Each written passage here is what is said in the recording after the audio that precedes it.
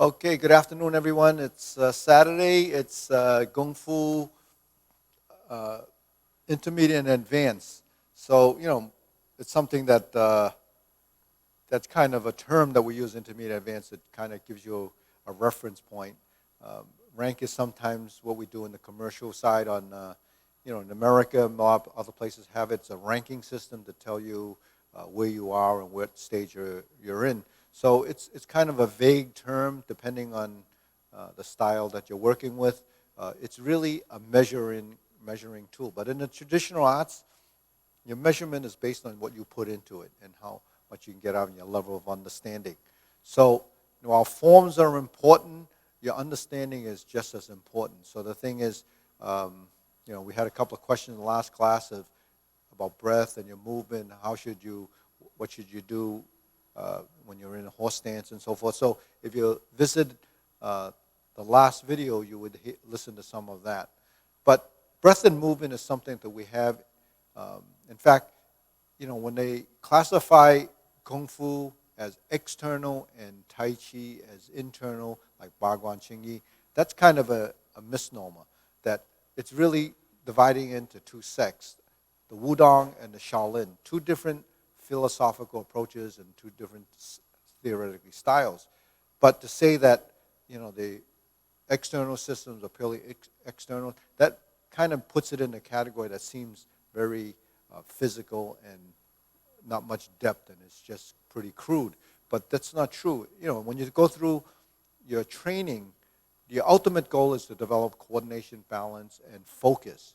Focus of power, focus of body, positioning, and transition. So I look at your training as a total body integration and total mind-body encompassment, where the movement is king. You have to develop good movement. That's the first thing. Then as far as regulating your breath is part of something that happens naturally. It's innate. You can't live without breathing. It happens regardless of you do martial arts. Doesn't matter if you're doing Kung Fu, Tai Chi. Doesn't matter what you do. You have to breathe to survive. So your body will do this involuntarily. It just happens because it's just a natural course of being alive.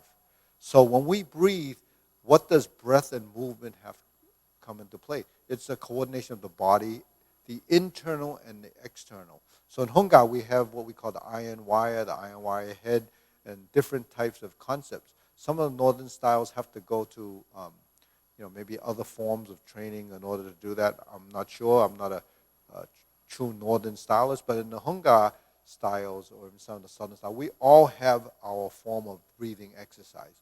And breathing exercise has to do with strengthening the innards, because on a physical level, it's only the skeleton and the musculature. On the internal side, it's your breath and your movement.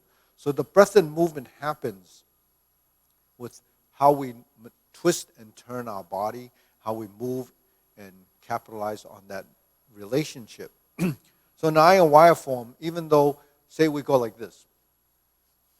So this is just like Gong Ji Kun. So the movements are the same, the intensity of the movement. Exhale, inhale, exhale, inhale, exhale, up, down, out, sink, close, and create these positions. So positions are geometry, angular position, your body open, close, twist, twist. This is using your musculature. Every inch of your body is moved by your musculature. There's no getting away from that. That's one of the big advantages of doing something like traditional form, because we learn to move the body. Now, if you're practicing your form and you're only rigid and no movement, that's not good. Reason, because that's a training. If you're training to be stiff, what do you think you get from the training? Stiffness. If you're training to be rigid and hard, what are you training to do to become rigid and hard? That's not Kung Fu. That's rigid and hard and stiff. We don't want to have that kind of a body when we're moving. So when we're moving, this is strength and movement. Okay? When we open the stance, We have strength and movement. Strength. Tick. Direction.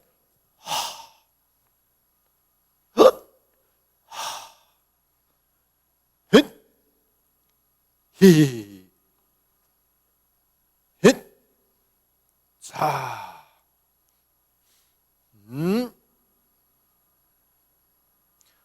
So that's breath and movement. What are you doing? You're intensifying the amount of strength that you can put into the movement, monitoring the speed and accuracy of that movement to develop your skeletal structure and different actions. Movements are very minute. When your body twists and it turns and it lifts and it sinks and opens and closes, all of this is happening here. It's happening in a twist. When you twist your body, the insides are moving with it. When you're breathing and exerting strength, it brings circulation and it brings nutrients to the musculature, which is really your cells.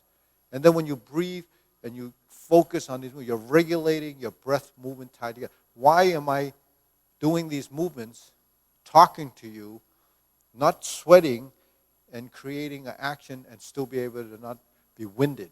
It's because the breath and movement is regulated. It's your lungs, upper breath, and the lower breath. They have to balance when you move.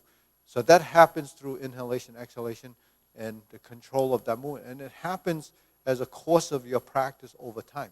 So if you're doing iron wire, you're doing this, you have to learn how to regulate your strength and breath and drive the movement so you have strength. Because after all, what is the purpose of our muscle? To be functional. If you take a 10-pound weight and you do this 35 times, your muscle is going to get bigger and it's going to get stronger. But that's all you're doing. You're building that muscle. It's not that it's a bad thing. If you want to have big biceps, then you should do this all day long. But the thing is, that's not what we're doing in Kung Fu. You can build your biceps, but you're not going to build your timing and the movement. So the only way to practice your movements to get anything out of them is to practice those movements. It's specificity of training. It's part of physiology of exercise. When you practice a movement, you're going to benefit from that movement. So if you're practicing this, if you're practicing this, tick, that's what you have to learn to do. Because your body will tune in to the action, to the position. Because when I do this, it's not just my elbow. My whole body has to be involved with it. This evolution happens when you start to train your body to understand. Your body doesn't really know any of these concepts when you first do it. So that's why it can be awkward, it can be stiff, and so forth. And, conflict in training could be, if you're doing a lot of planking and a lot of sit-ups, you're going to have great abs and you have to do this, and you can hold these positions for a long time. But it's not going to help your mobility.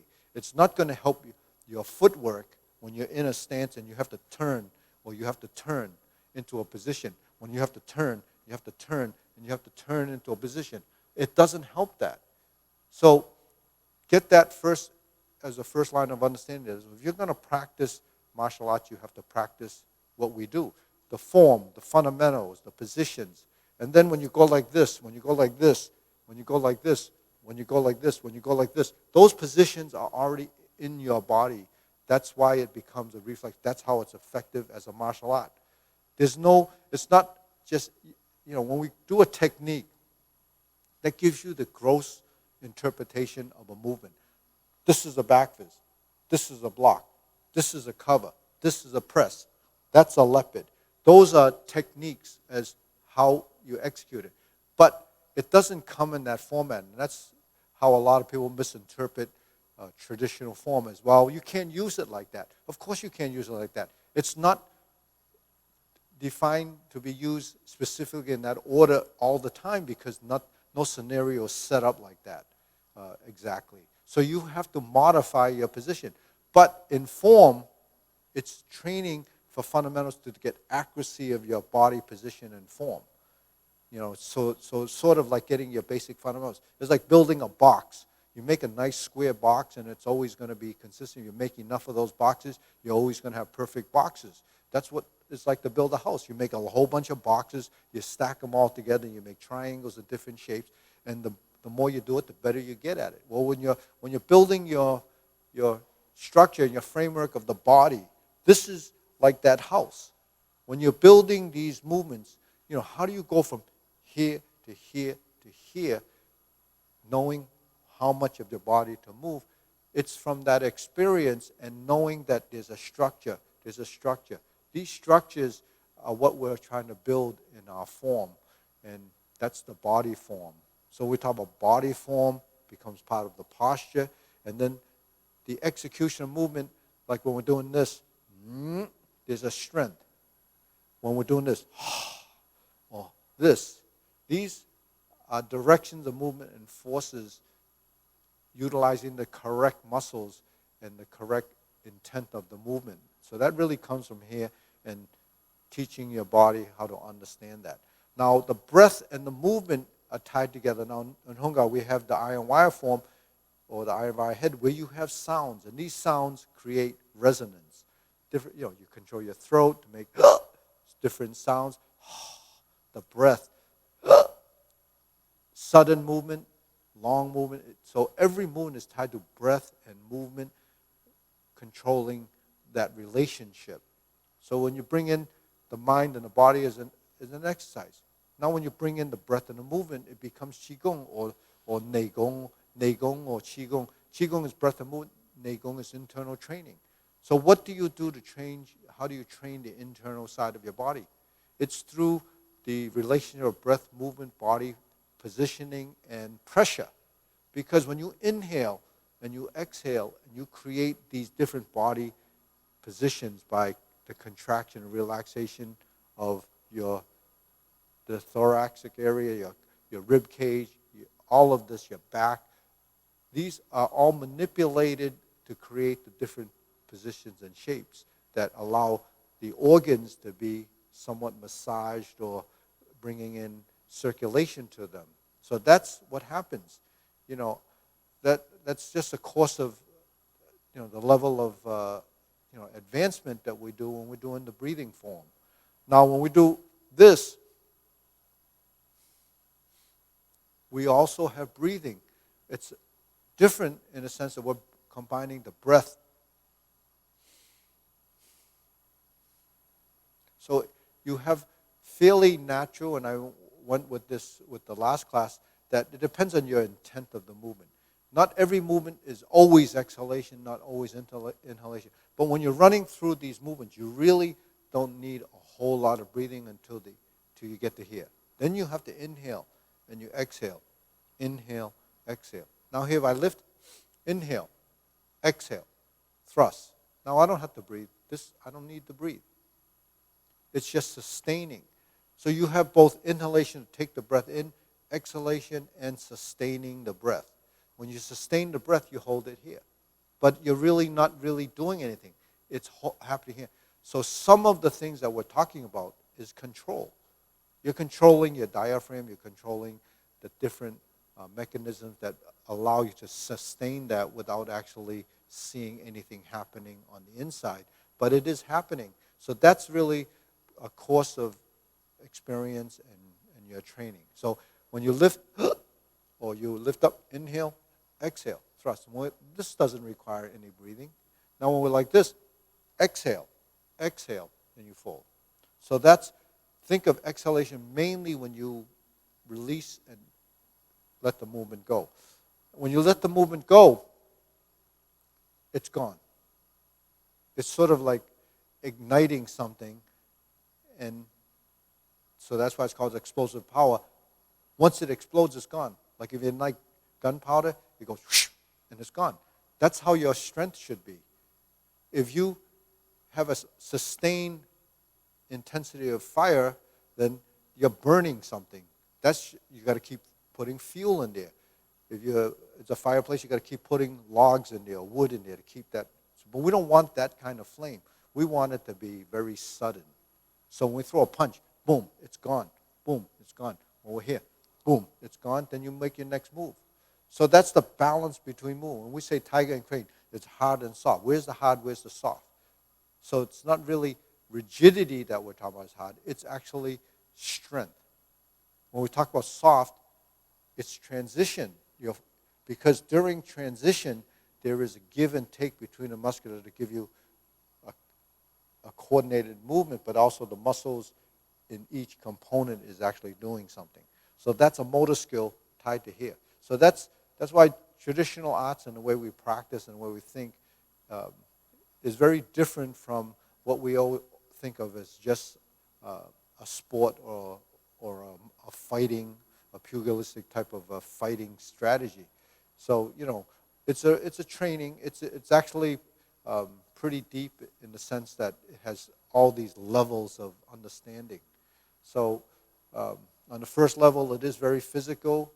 Sequentially, it's great for the brain and the mind. And then as you build that understanding, the application side of it and the fact that it is a martial art, it does take a lot longer than something that might be more apparent that it is a physical thing and you can do grappling. And someone asked last time, do we have China? Do we have, every traditional martial arts, all of those things in different parts of their training. But the thing is, what do you focus on?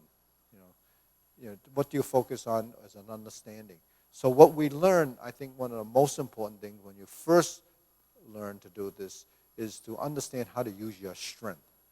So when we're doing Gung Ji Kun, we're learning how to use the strength. How do we create a movement like this, a movement like this? How do we create a block like this, a push like this, turning here to a step, to a position, a block here, or a block here? How do you move your body to create an action? How do you sink your elbow? How do you drop the hand? This is the only way our limbs can move. So if I go like this, it's like a claw. If I go like this, it's a hook. If I go like this, it's a turn. If I go like this, it's a vertical position, but it's working with the geometry of position.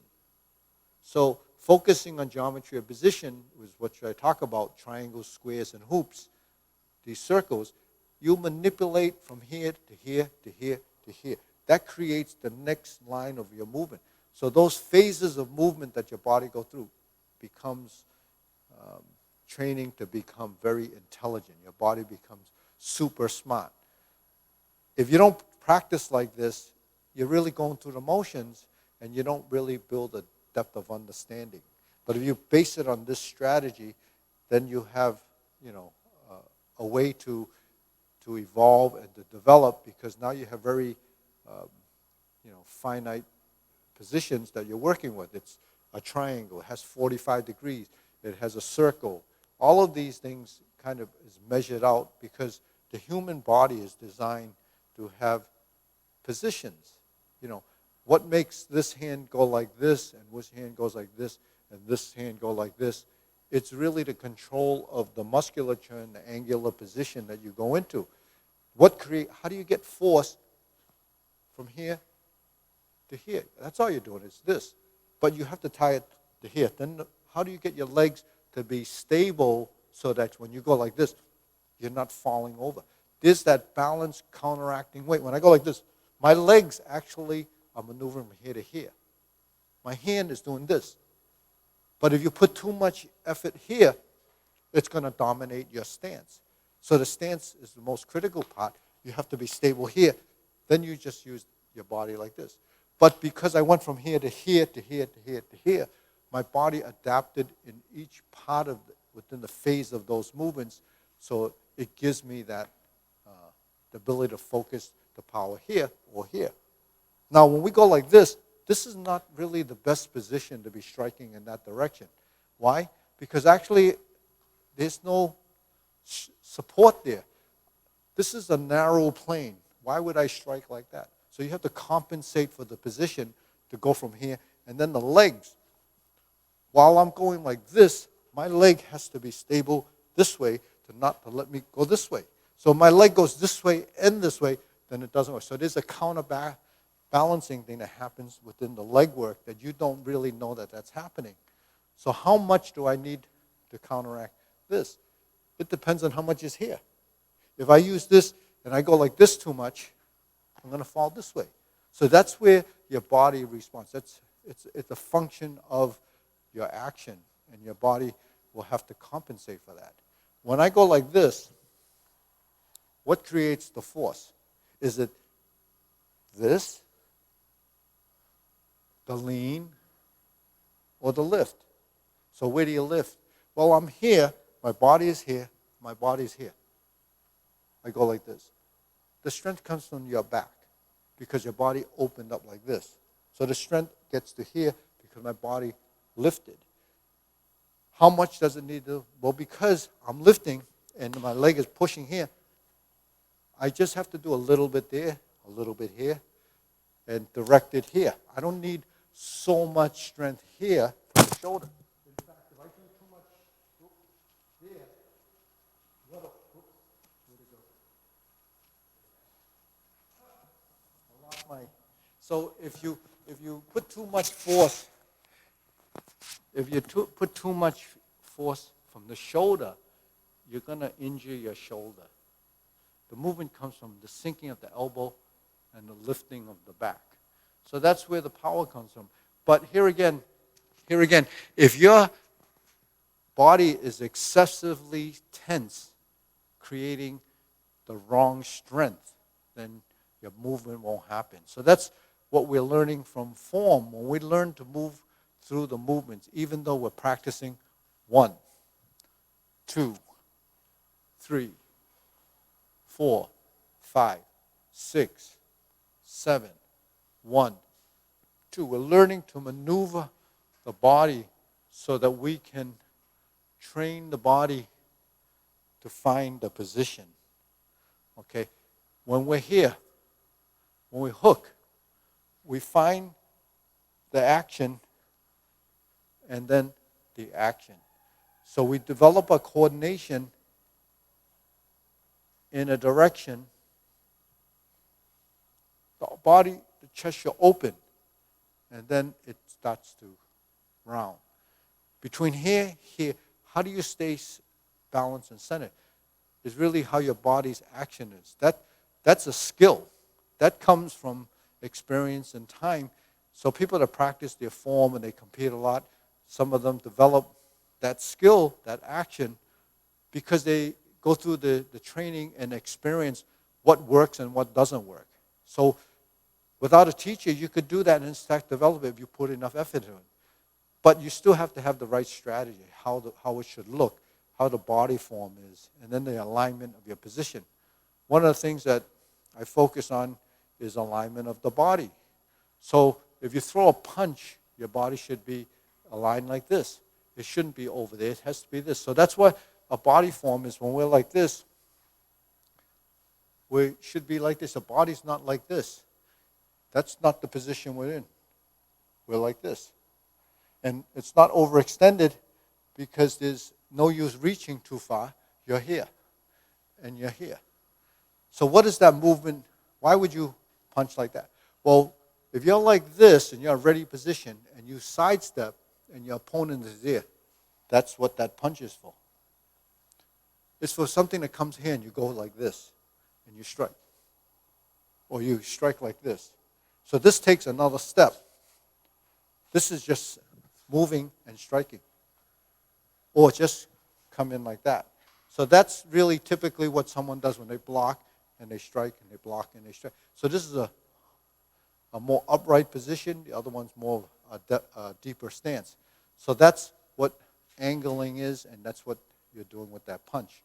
So going back to some of the things that we were talking about earlier is that when you're in a position, there's your structure. So in the iron wire form, it's really about a lot of the geometry of position. Because if you notice, if the people are doing the form correctly, it has a lot of subtle slow motion movement. So you're manipulating your skeletal structure, which is a term, I might have even created that term, manipulation of skeletal structure. So it's a term I use because I see skeletal structure as the whole body, and manipulation of it is tweaking the position constantly to put your body in a position of advantage. Because you can't imagine a minute adjustment in your shoulder and elbow position, how that changes the whole position. So in other words, if I'm here and I do that, that changed my position of weakness to strength. Why? Angular position here, sinking here. Changing your body to create the most advantage in that position that possibly can, because there's weakness in the structure, namely the side position. So anyways, I think we're about out of time. Is it? 5 minutes? So those are the kind of things that as an intermediate to advanced student would have to go through in order to build some of the characteristics. You know, when we're talking about our movements in Fu Hak and we're going like this is the gross movement, and then you have to allow your body to adapt and compensate for how the stance is shifting, how the hips are moving and relaxing, how the hand reaches eyebrow position. This should be eyebrow, how the hands cross, okay, how they lift up again, how you sink the elbow, you pull down, you push out, or you pull down and thrust and sink. These are all fundamental things that happen in the form. Thrust the finger, sink the elbow is important in Hung Gar specifically. A lot of other styles have it. And moving from side to side is moving energy, cloud hands, all of the things that we have. This,